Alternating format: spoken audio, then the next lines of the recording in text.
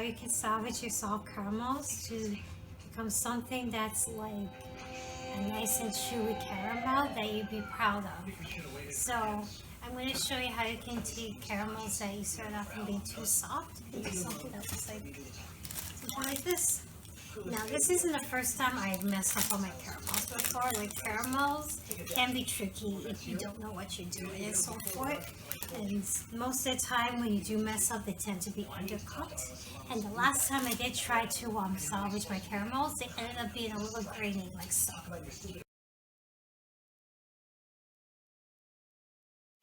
And so this time around, I'm here to show you how exactly what you can do so that you don't end up with tasteless, bland caramels that may look a little firm like these, but still kind of grainy and like flavorless inside. So the one thing you need to remember on the inside is that, you know, when you are remaking them, you have to remember you have to add in back your cream. Like, add in a few tablespoons at a time before you put it back on the heat. And once it starts to boil, don't stir it again or else it will crystallize.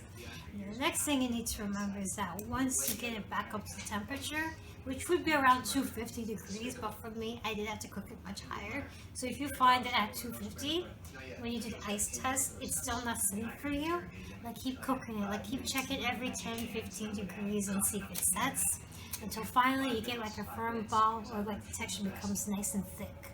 So for me, I had to cook it like ridiculously high, like where like normally caramelized sugar would happen around 320 degrees. So that's what happened with me. But your results may vary when you do go with this stuff. So here's a completed caramel, and I will show you exactly what you're looking for. So it's a nice pulp. It's soft, but it keeps its shape.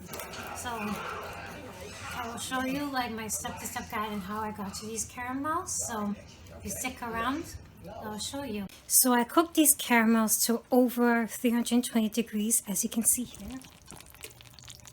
Yeah, it's around 320 degrees. And I think this is the honey they're talking about. That's where I'm blind as a bat as always. So I'm going to go ahead and try and turn off this heat now and try and pour them into the pans and see if I have salvaged them. Because the only reason why I'm doing this is because after I added in the alcohol, tried to reheat them up so that they could flambe for my IGTV video that I just posted the other day. These caramels sadly ended up being too soft again, and so here I am trying to salvage them and re-cooking them.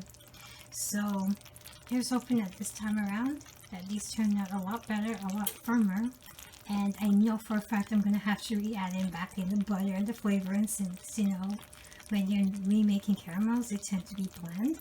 So just hoping that these turn out. So wish me luck.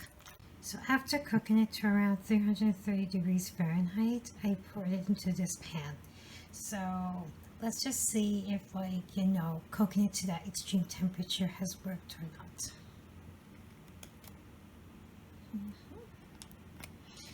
And yeah, as you can see here, like, the caramel has started to firm up a bit, but it hasn't really set yet. It's only been around an hour or two, so give it some more time to see if this experiment really has worked or not. I also did add back in the additives, because remember, as you are recooking them, they do evaporate. So I just hope that it's enough for these to like be salvaged and still be tasty, because I really had a lot of banana flavor in them, and it'd be a real shame if they were to be lost. So we won't know till the morning when I do cut these, so stay tuned. So the caramels have been setting overnight, and I had cooked them up to like 330 degrees Fahrenheit, and as you can see, it has set up. It's much better in texture than what it was before. Still a little soft, but it kind of holds a shape for now. So now I'm going to be cutting into them. So I have here is my ruler. This is proof that I actually use my ruler whenever I'm cutting my caramels, so that they're not inconsistent. But here goes. Like, even if they end up inconsistent, I just want you to know on record that I use the ruler. And I have here my chef's knife. Measuring them. So I cut the first two already. I'm cutting them 1 inch by 1 inch. So here's the 1 inch. This is 2 inches, just to let you know. So it's straight just to make it short, right? And straight. So I'm gonna do 1 cut here. See, the tip of my knife is at the line. So Elegino, I am not doing this inconsistently. Look at this. 4 inches. That's another inch. Tip of the knife. There we go. 6. And then 7. So that means this needs a little trimming off again. Okay, so that is 7. And I'm going to rotate this now and do the same thing on the other side.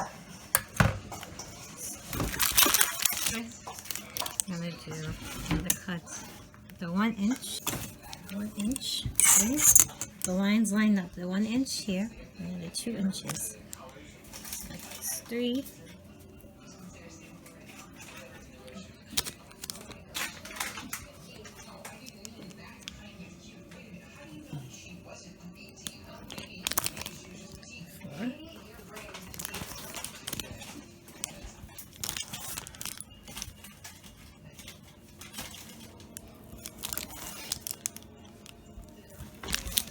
Go.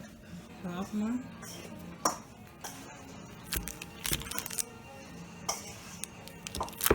I do these indentations so at least I know which cuts. And I don't have to keep remeasuring them.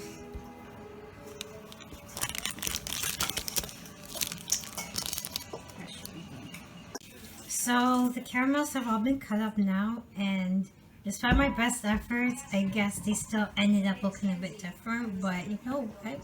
It's just caramels, it's just candy, so who cares if they look a little different, right?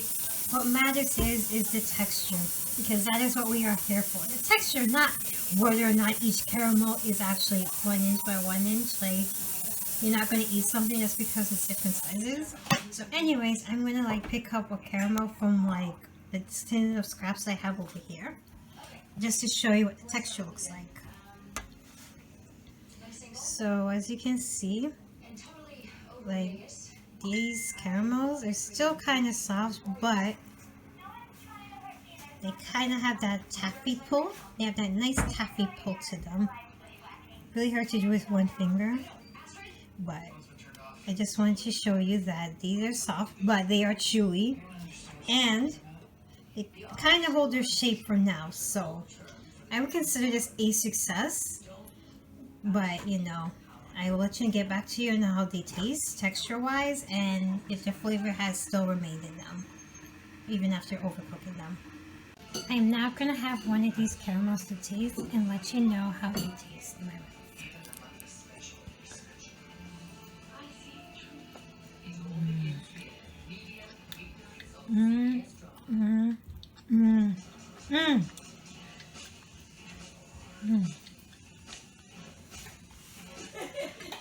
Full of flavor.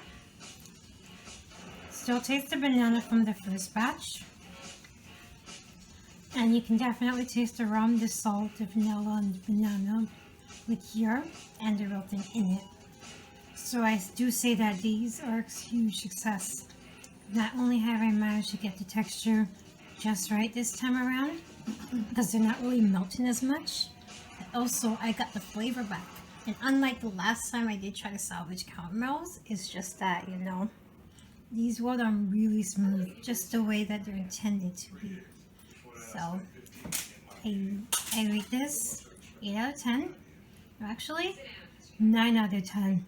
And with the bananas are just perfect. Like, you have to eat these with the caramelized bananas to make these even more heavenly. And it's like double banana foster flavor. And even bonus points if you put this on top of ice cream too.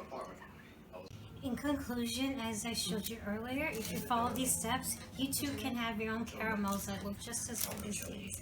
So a few tips to take away from this: add your cream, a couple tablespoons before you boil it, and once it's at the temperature that you are at, add in your flavorings.